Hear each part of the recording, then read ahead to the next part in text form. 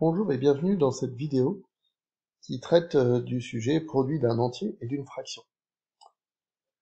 Alors on peut placer cette vidéo en fin de cycle 3, c'est-à-dire 6e, ou début de cycle 4, et on va voir les trois méthodes principales pour effectuer ce calcul. Trois exemples, on va commencer par 4 fois 9 sixième. Alors la première méthode, c'est on va commencer par la multiplication, et quand je parle de multiplication, on va parler du nombre entier avec le numérateur, le nombre du haut. Donc on va commencer par effectuer l'opération 4 fois 9.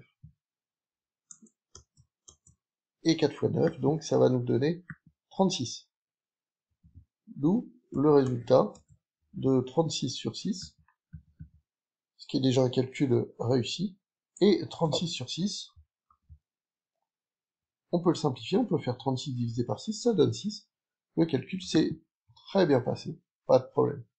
Et ici, un calcul aussi, 7 fois 9 sixième. Donc là, on fait le même principe dans toute cette colonne. Et 36, pardon, 7 fois 9, ça fait 63. 63 sur 6. Alors là, le calcul est un petit peu plus compliqué. On peut simplifier. On peut simplifier 63 sur 6. Parce que 63 et 6 sont tous les deux dans la table de 3.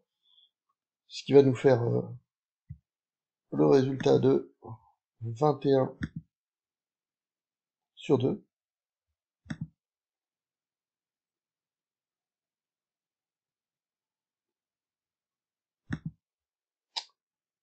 Voilà, avec l'outil.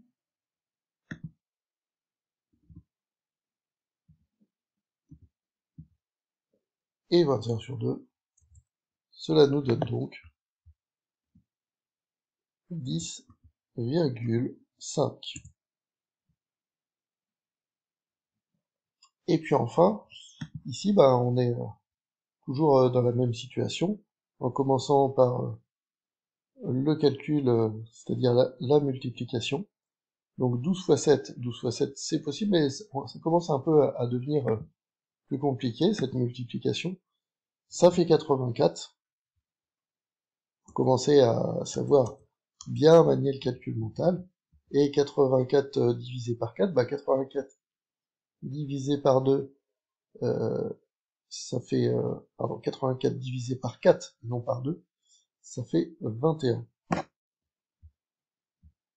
Mais dans tous les cas, on a réussi à faire le premier calcul, c'est-à-dire à effectuer le nombre entier par la fraction pour obtenir une autre fraction. Et puis derrière, on a poursuivi notre calcul. On est toujours arrivé à nos fins. Alors on va voir la méthode 2, c'est-à-dire on va déjà calculer la valeur de la fraction. Alors la valeur de la fraction, vous voyez ici 9 sixièmes, quelque chose qui est possible à faire de tête puisque, en fait, la division de 9 par 6, ça fait 1,5. Bon. Et puis 4 fois 1,5, c'est 4 fois 15, 60, on met une virgule. Ça fait 6. Et en fait, on s'en sort plutôt bien avec le 4 fois 1,5. Ça nous donne la réponse de 6, c'est assez rapide. Ici, même chose. Donc, 9 sixièmes, vous voyez, ça donne 1,5. Et puis, 7 fois 1,5, 7 fois 1, 7, la moitié de 7, 3,5.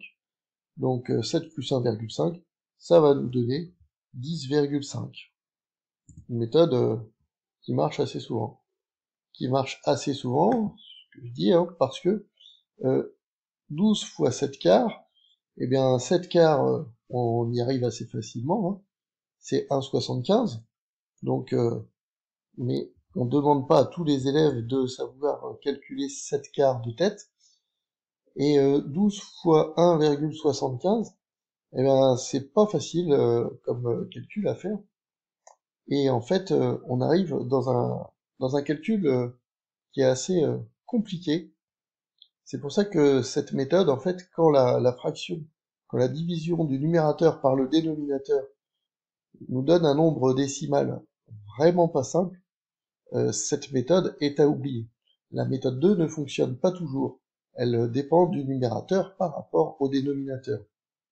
On va avoir une méthode 3 où on va chercher quelque chose d'astucieux, c'est-à-dire la division astucieuse.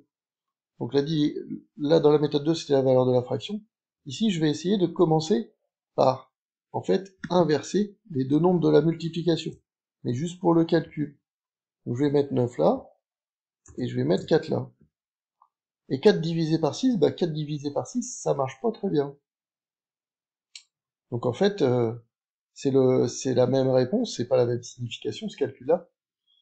Mais vous voyez, là, ça n'a pas été une méthode qui nous a arrangé, parce que 4 divisé par 6, ça fait 0,6666, etc. Bon, ça nous avance pas beaucoup. Ici, même chose, hein, j'inverse. Puis si je fais 7 divisé par 6, c'est pareil.